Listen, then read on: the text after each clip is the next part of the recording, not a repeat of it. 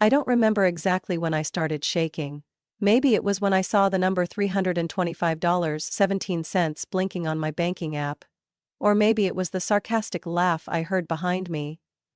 "What's the panic about? We just borrowed a bit, you've got plenty." I turned around, my eyes still locked on the phone screen, only to meet the shameless gaze of my sister's husband, Travis. He was leaning against the kitchen counter, beer can in hand, smirking like he'd just told a bad joke. "Olivia, you okay?" Lila, my sister, was lounging on the couch with a glass of wine, like this was just another chill family hangout. Her expression disturbingly casual. I had checked my account less than 24 hours ago. It was over $10,800, 0 cents. Now, it barely had enough for gas and a few packs of ramen. I had worked myself to the bone for the past 2 years to save that money.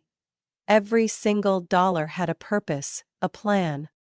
And now it was gone. No warning, no permission, no heads up. $10,800, 0 cents? My voice cracked. "What did you do with my money?" Travis shrugged like I was being dramatic. "It's still there, just being used for more urgent stuff." Lila let out a sharp laugh. "You always overreact. We're family, not everyone's as lucky as you. Travis and I just borrowed it to get by." My stomach twisted. "This isn't helping, this is stealing." "Oh, come on," my mom Donna called from the dining room, still holding her knitting needles. "Olivia, you're always like this. You're single, no kids, great income, living alone. You'll be fine. Why make a big deal?" I turned toward her. She didn't even look up. Like her daughter being robbed, didn't matter as much as her half-finished scarf. My fists clenched, throat dry. "You knew about this?" "I didn't know, no. I just..." "Lila said she needed to borrow a little for rent. I thought you were okay with it." I glanced at my dad. Henry slouched in the recliner, eyes glued to his phone, never even looked up. "Dad? Don't speak like you're blaming us," he muttered. "You're the most successful one here. Helping a little won't kill you." "Helping a little?" They called $10,800, 0 cents, helping a little? I inhaled deeply, trying to steady my trembling hands. "How did you even get my banking info?" Lila gave me a quick side eye and shrugged. "You logged in on your laptop at home and didn't log out. I saw it and used it. You should be more careful." "Used it?" I repeated, my voice dropping like thunder before a storm. "If I left my wallet out, would you use it too? Do you have any sense of boundaries?" Travis took a sip of beer, then added smugly, "Olivia, I thought you were smarter than this. You've always paid Lila's debts, bought her birthday gifts, booked family getaways. How is this any different?" I looked around the room. My mother, father, sister and her husband. No one looked sorry. No apologies. Not even a guilty glance. Just bored faces. Irritated that I'd interrupted their cozy evening. I zipped up my jacket and grabbed my bag. I wasn't spinning from the money. I was spiraling from the truth that had just slapped me across the face. I didn't have a family anymore. "Where you going?" Mom asked, not even moving to stop me. I turned back, my eyes like steel. "You'll find out soon. But don't worry, I'll be in touch. And by then, I hope everyone's ready." They chuckled, thinking I was just having a tantrum. But the moment I stepped outside and the cold wind hit my face, I knew. This nightmare was just beginning. I left that house not chilled by the weather, but by the people I once called family. I thought I'd be furious. But no. I felt empty. A strange hollowness, like every belief I had in them had just been stripped away, layer by painful layer. The next morning, I came back. Not to reconcile, not to talk it out. I returned for one thing, to see if they even thought they'd done something wrong. Mom opened the door. She was still in her robe. The smell of morning coffee lingered in the air. She didn't even look surprised to see me. "Olivia, why didn't you call first? You know why I'm here." I walked in. Voice cold and flat like steel. She sighed, closed the door behind me. "Yesterday? Olivia, Don't blow this out of proportion. Everyone's just trying.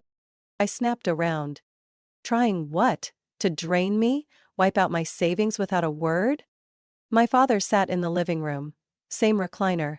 Same iPad. Same evasive look. Henry. I called him by name. You knew, didn't you? He turned a digital page. Don't talk like you're accusing us. You're the only one in this house who's not struggling with bills. You've got a stable job, good income, your own place. If you don't help, who will? I clenched my hands so hard my knuckles turned white. So because I'm stable, I have to pay for everyone? Without permission? Without even being asked? You think that's okay? Mom sat down, fingers laced. We're family. You can't act like some outsider. Your sister's going through a lot. Her husband's unemployed. They've got a baby. And you? You're alone, no dependents. Don't tell me you don't understand. I let out a short, bitter laugh. No, I don't understand. Because I've never thought of taking from someone just because they had more. You think that's okay? That being family gives you the right to steal?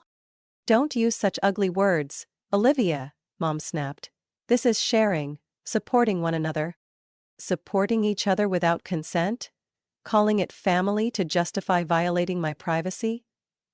That's not support. That's betrayal. Dad cleared his throat. You should be more understanding. Everyone's just trying to make it through.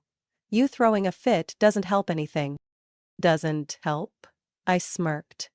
Or did I just finally expose the truth no one wanted to admit? That I stopped being part of this family a long time ago. To you all, I'm just a walking wallet, a cash machine, someone to help. Because I've got fewer burdens. No one replied. Both of them, the people who raised me, who claimed to love me unconditionally, just sat there, heads bowed. Not in shame, but because they didn't think they'd done anything wrong. I pulled out my folder, laying down a printed statement of my recent bank transactions. $1,200, 0 cents, toward Travis's car loan. $980, 0 cents, for Lila's new living room furniture. $400, 0 cents, utility bill. A dozen other charges. Totaling nearly $11,000, 0 cents. I handed the paper to Dad. He glanced at it, set it on the table and said nothing. Well?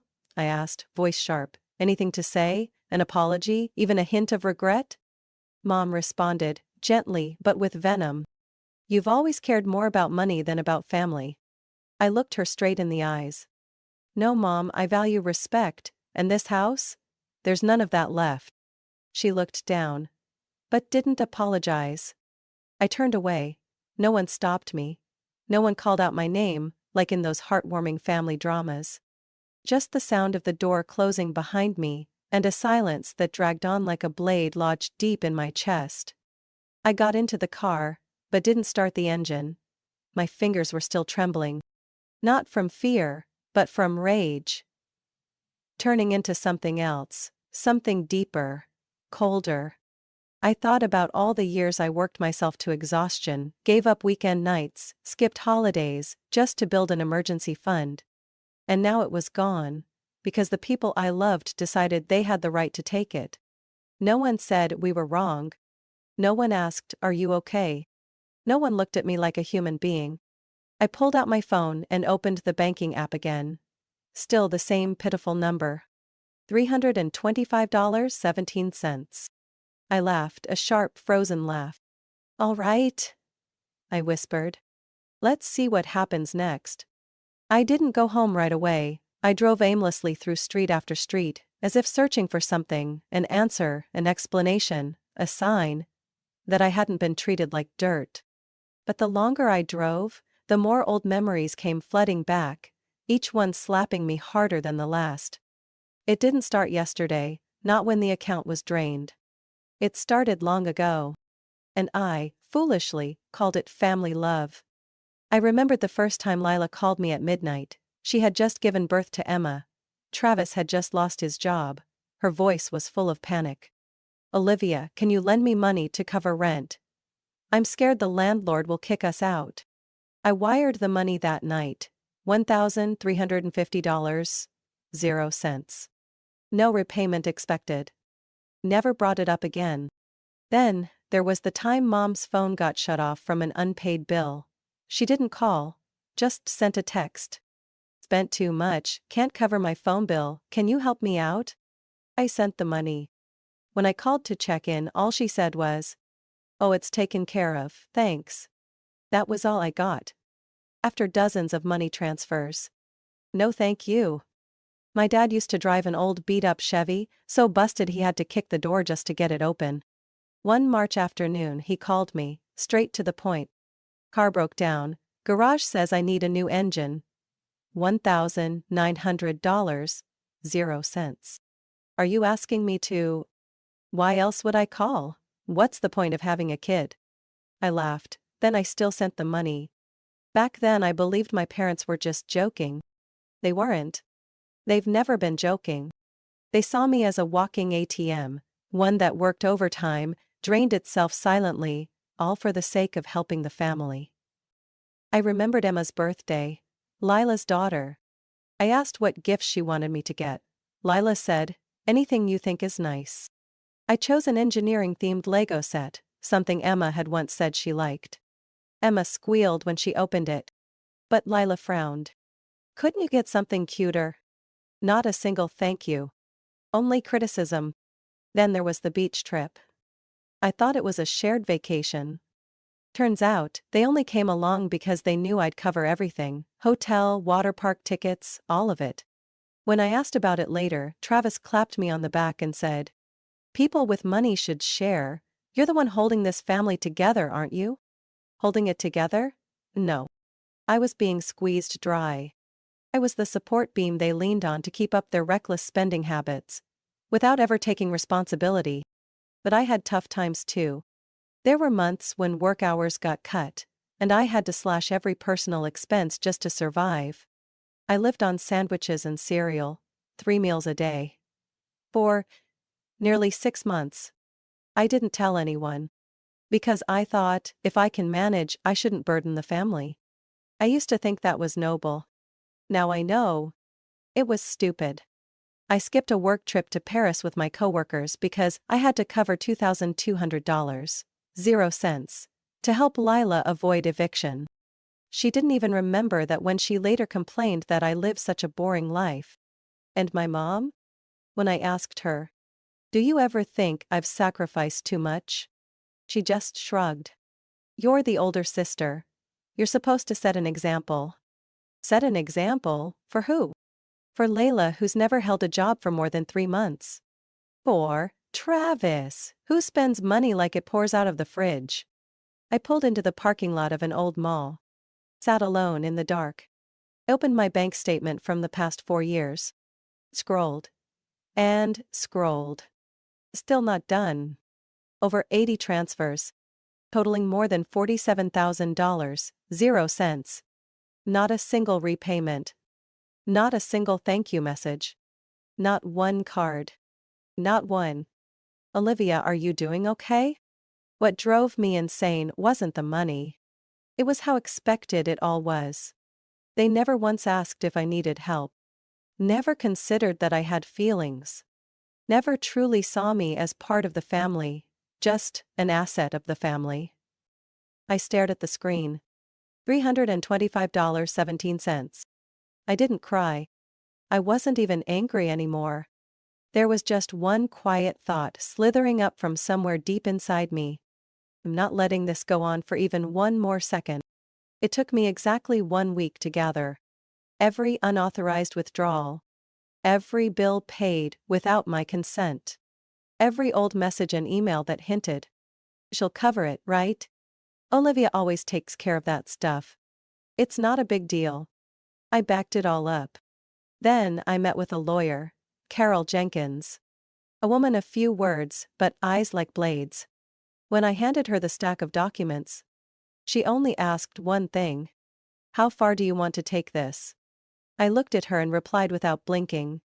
"The highest level legally possible." She nodded, saying nothing more. In her eyes, I wasn't a victim. I was the plaintiff.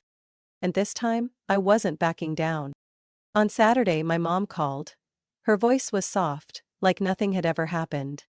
Olivia, we need to talk as a family. I made dinner. Please come over. Don't make this any more tense than it has to be.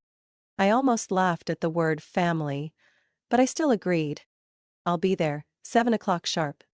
When I arrived, I wore a black coat, carried a folder of documents and my laptop.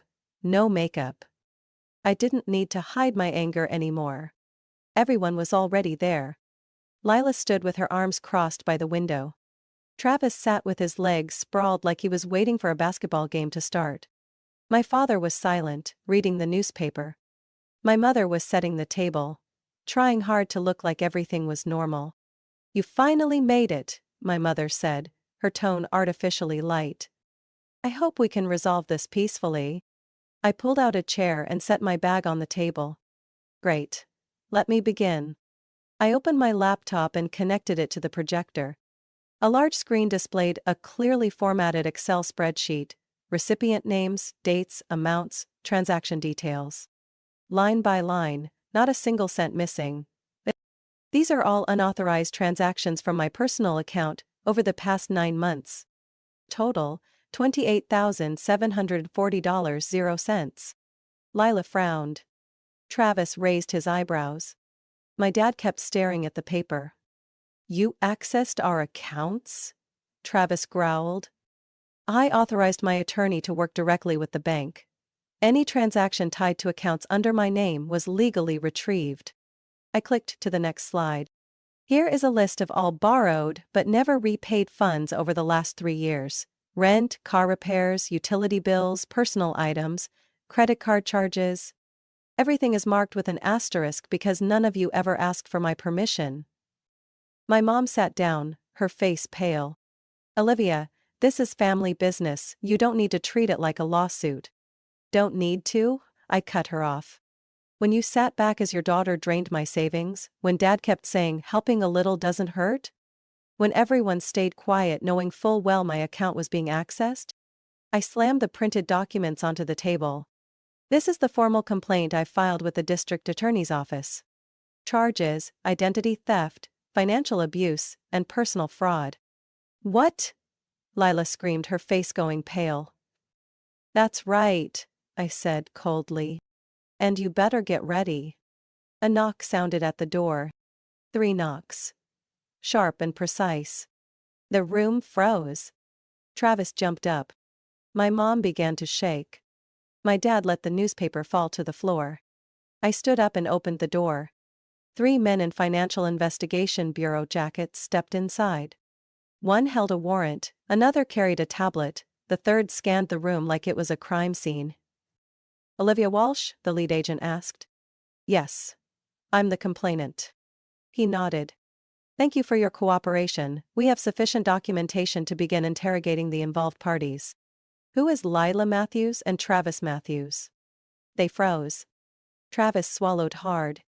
Lila collapsed into a chair like the blood had drained from her body. "No, this can't be happening," she stammered. "Everyone needs to remain calm," said one of the agents. "Unauthorized access to banking accounts is a criminal offense, regardless of personal relationships." My mom stepped forward, eyes full of tears. "I told them they didn't need to ask. I assumed she wouldn't mind." "You don't have the right to decide what happens to someone else's assets," the agent said firmly. "We'll take your statement later." I stood silently, watching them. Each one of them.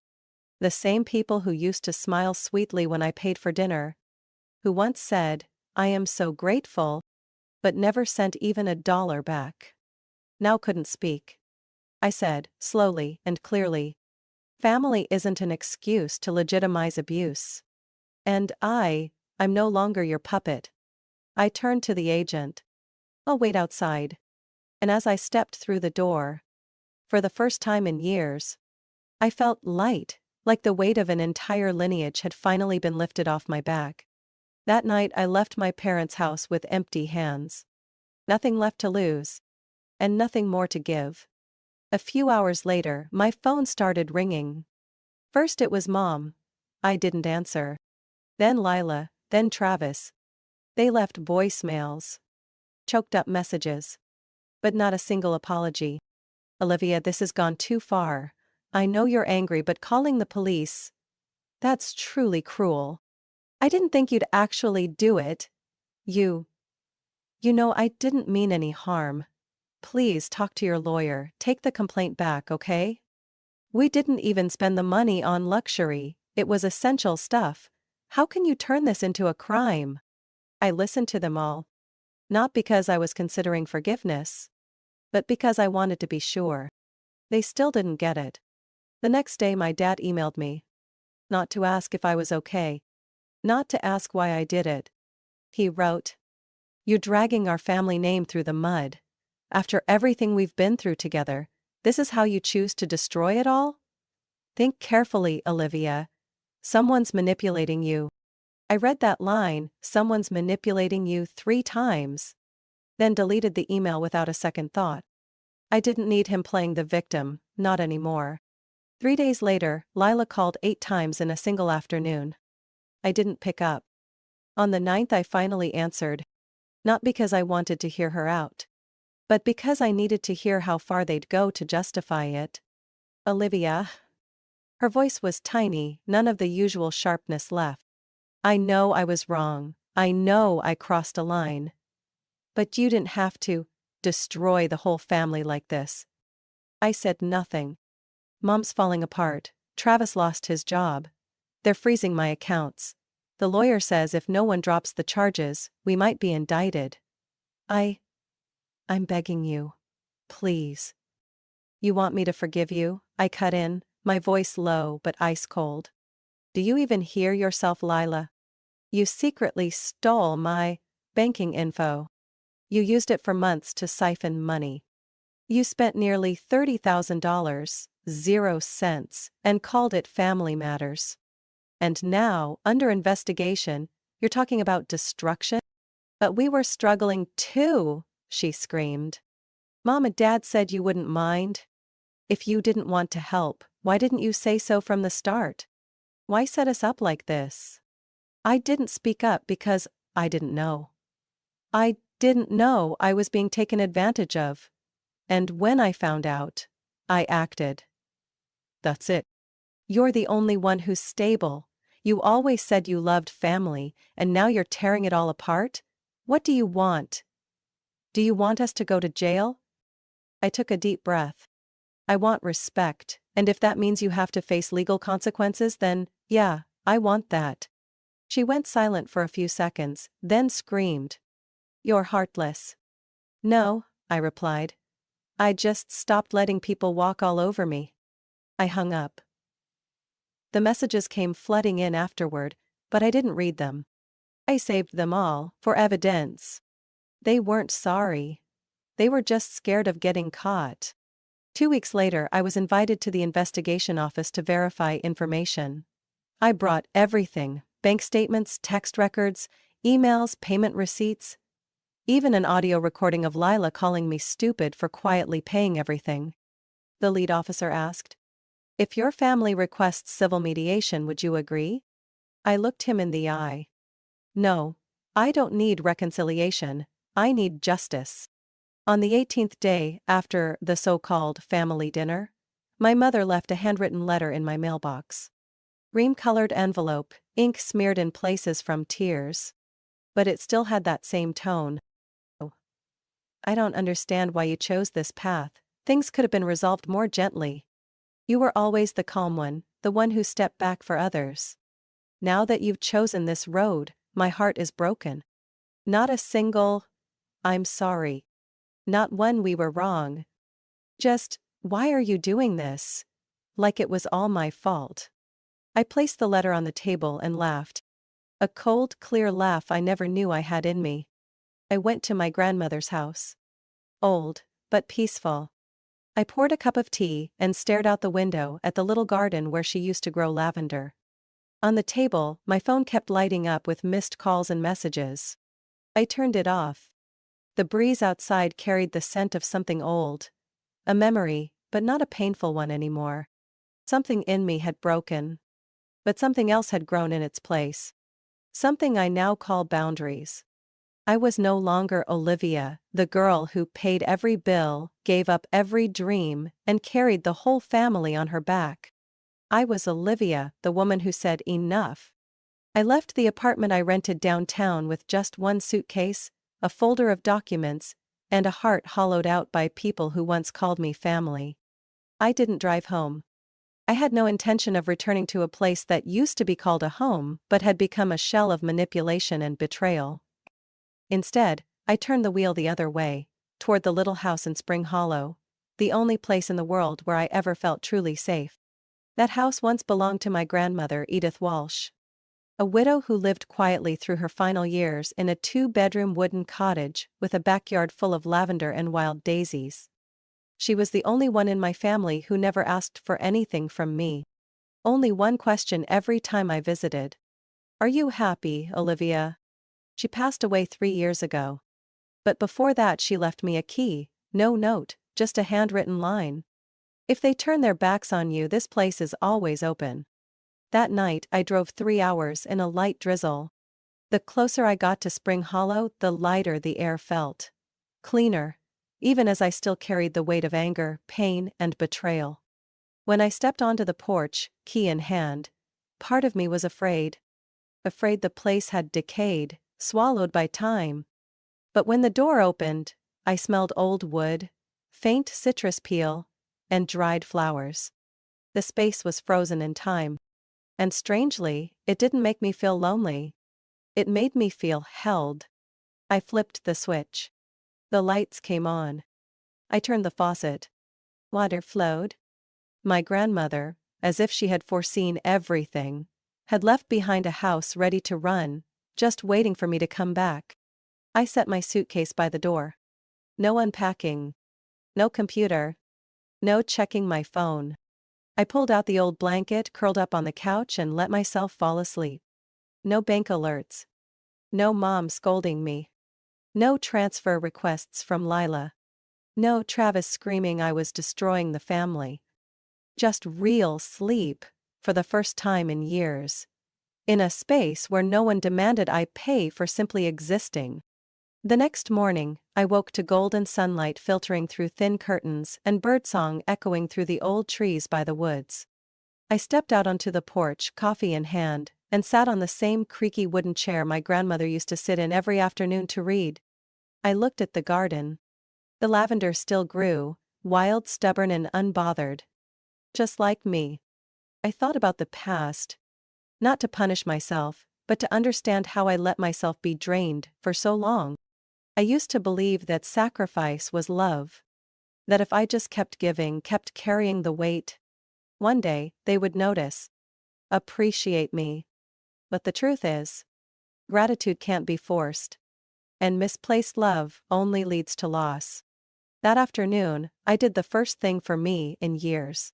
I removed the old SIM card, dropped it in a drawer, and set up a new number. Shared only with 3 people. My lawyer, a trusted coworker, and my best friend from college. Kira. I sent one final email to my parents, and to Lila. No long explanations. I do not wish to have further contact until all legal proceedings are complete. Do not text, do not call. If the harassment continues, I will file for a restraining order. Olivia. I signed it with my full name. No daughter. No sister. Because from now on, I hold no titles in that family. I began cleaning the house. Dusting every shelf. Watering the plants. Opening my grandmother's photo album. In one picture, I saw myself at 16, sitting in her lap, smiling like the world couldn't touch me. I had lost that smile long ago. But here, in this place, I would learn how to find it again. That night, I made a simple meal. Red bean soup and garlic toast. I played my grandma's old jazz playlist, sat by the window sipping red wine from an old glass. No one asked me for anything. No one complained about the food. No one asked, "When will you pay us back?" or "Can you cover one more thing?" Just me, alone, and a silence that was finally peaceful. Before going to bed, I wrote one line in my journal. For the first time in almost 10 years. Today I breathed. Not because someone needed me strong, but because I deserve a life that doesn't drain me. A life where I'm not a walking wallet. I am Olivia. And I'm still here. I closed the journal. I turned off the light. And once again, I slept peacefully. Just 2 weeks after cutting off all contact, I received an express mail package from the law firm Freeman and Harlow, based in downtown Seattle. Inside was a thick letter, along with a marked urgent copy of a legal document. Plaintiff, Lila Matthews. Defendant, Olivia Walsh. Case, defamation, emotional distress, unauthorized data access. I froze. My breath caught in my chest. She wasn't just refusing to take responsibility, she was trying to drag me down with her. I immediately called my attorney, Carol Jenkins. I figured they'd try this, she said, her voice unsettlingly calm. That sister of yours thinks she's smart, switching from defense to offense. But don't worry, Olivia, we're 2 steps ahead. That very afternoon she filed a countersuit, presenting verified evidence of unauthorized access, financial fraud, and a petition for a restraining order against both Lila Matthews and Travis Matthews. I'm not letting them come within an inch of you, Carol said firmly. And if they keep pushing, we'll seek damages for emotional harm, on your terms. While the other side spiraled into their smear campaign, I stayed in my grandmother's old house, rebuilding one shelf at a time, replanting lavender along the fence, cooking recipes she once taught me. I cleaned the living room and rehung the picture of her and me in the old wooden frame. The only thing in the world that ever made me feel unconditionally loved. Then one morning, as I was checking emails, I saw a subject line from a surprising sender. From Kelly Sanders, Lila's cousin. I nearly stopped breathing. Kelly was a distant cousin on my mother's side. We weren't close, only met a few times at family gatherings. She had always been quiet, kept to herself, and would disappear any time the family tone turned judgmental or demanding. I opened the email. The message was short, but it made my eyes sting. Olivia, you probably don't remember me well, but I've known you, at least through what my mom, Aunt Donna, and Lila used to say. They often called you stubborn, cold, ungrateful. I believed them, I used to. Until I learned the truth. That you were taken advantage of for years. That you stayed silent because you thought it was the right thing. That they laughed behind your back every time you helped. That they called you selfish while spending your money. I just wanted to say, I'm sorry. And more than that, thank you. You gave me the courage to move out. I'm 29, and I was still living with my parents. But for the first time, I chose myself over silence. Thank you for standing up. Not just for you, but for people like me. Kelly. I read it over and over. Because for the first time in this bitter, dark journey, someone saw me not with demands but with respect. Unlike Kelly, the rest of my former family spiraled deeper into collapse. Lila tried to appeal the restraining order. It was denied. Travis lost his job at the accounting firm after an internal investigation revealed his involvement in unauthorized withdrawals from someone else's account. My father, according to an old acquaintance, went on social media ranting that I'd been brainwashed by greedy lawyers trying to profit off a fractured family. And my mother? She sent another handwritten letter. Still no, I'm sorry. Just one line. You destroyed everything over a bit of money. I didn't respond. Because I understood. They didn't want forgiveness. They just wanted my silence. A week later, Lila's lawyer sent a request for private mediation. It took me 3 seconds to answer Carol. No, let it proceed legally. You sure? Absolutely, I'm done staying silent. I've already paid for that silence. With my whole life. That night, I turned on my grandmother's old playlist. Curled up on the sofa with a book and a cup of chamomile tea. Moonlight streamed through the window, illuminating the warm little room. I no longer felt angry. No longer hurt. All I felt was faith in my own decision. They could call me destructive. Ungrateful. The one who broke the family. But now I knew one thing for sure. A real family doesn't make you feel guilty for protecting yourself. 3 months after filing the complaint, I stood in the parking lot of a modern apartment complex in Portland, Oregon. Key in hand, new phone number, and a heart lightened as if a boulder had finally rolled off my chest. I had left Washington, left the town, left the haunted streets of the past, left every trace of them. No more midnight calls. No more long-winded texts accusing me of being a traitor. No one banging on my door with sob stories about needing urgent tuition help. Here, I was just Olivia. No roles attached. I started over.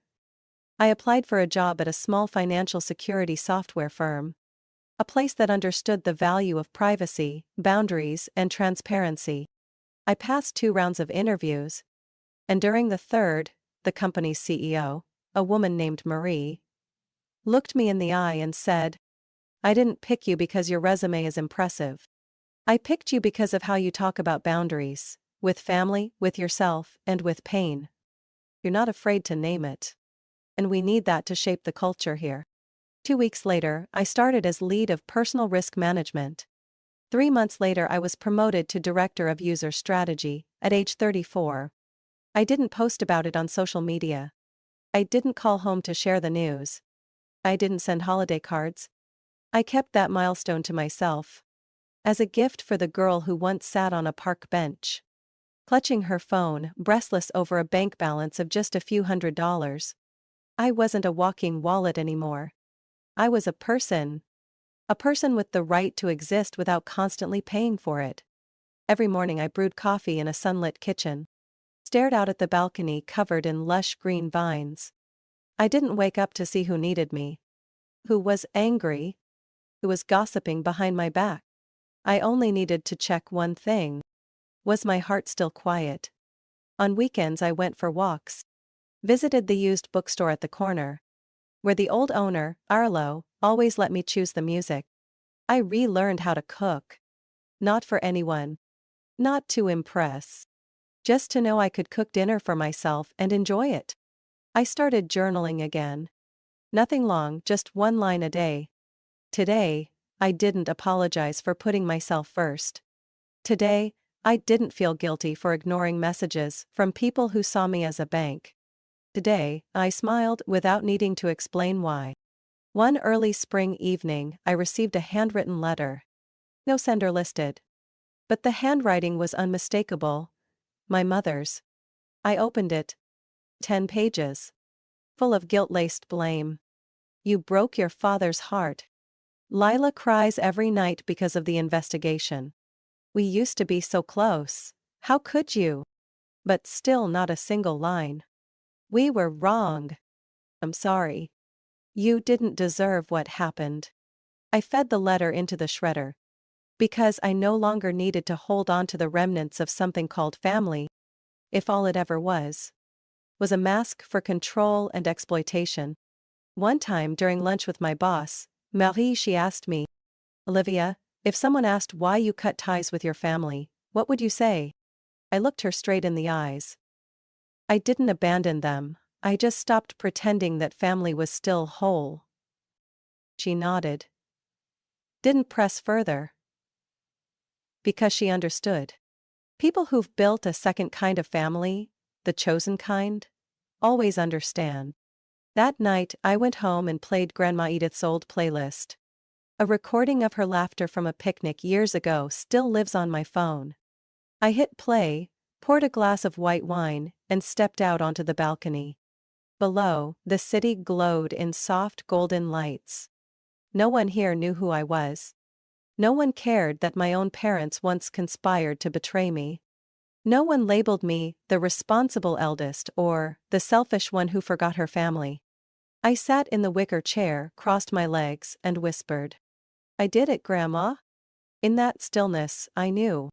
I was no longer the shadow of unacknowledged sacrifice. I was Olivia Walsh. And I was still here. Alive, breathing, no longer anyone's victim. Olivia's story is a powerful reminder that not everyone born into the same family will love and respect you. For years she was used as a financial lifeline, manipulated with fake affection and false responsibility. But Olivia dared to say enough, dared to stand up and reclaim her worth. She didn't abandon anyone. She simply chose herself. In a world that often glorifies sacrifice, Olivia shows that protecting your peace isn't selfish. It's necessary for a life of dignity. What do you think about Olivia's decision? Was she too harsh? Or was it what she needed to save herself? Share your thoughts in the comments below. And don't forget to follow the channel for more powerful and emotional family stories.